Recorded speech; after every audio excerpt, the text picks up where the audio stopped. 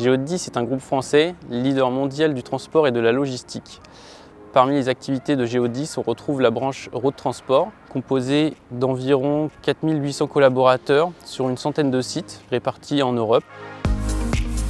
Le manque de vigilance sur la route est l'un des principaux facteurs d'accidents graves et mortels sur autoroutes et routes secondaires. C'est pourquoi, en tant que professionnels du transport, nous avons souhaité mettre en place un module de formation afin de sensibiliser les collaborateurs à l'hypovigilance.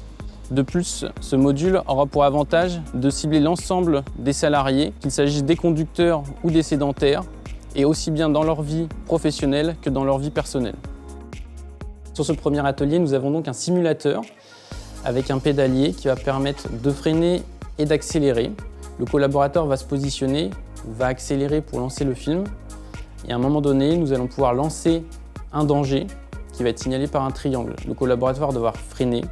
Le but va être de mesurer le temps de réaction et la distance parcourue. On va réaliser cet exercice dans deux situations, en conditions normales et lors de l'utilisation du téléphone au volant. L'objectif en fin d'atelier est de montrer que l'utilisation du téléphone va augmenter. En principe, nous allons doubler le temps de réaction et du coup doubler la distance parcourue pendant ce temps de réaction. Faire prendre conscience que même 2 secondes d'inattention peut avoir des conséquences dramatiques sur la route. Sur le second atelier, le collaborateur va réaliser un parcours chronométré. Dans un premier temps sans lunettes, puis avec des lunettes connectées qui vont simuler l'utilisation du téléphone ou la somnolence. Ici, nous allons utiliser l'option somnolence, où tout d'abord, les lunettes vont se voiler en clignotant comme si nous commencions à nous endormir, puis se fermer complètement pendant plusieurs secondes.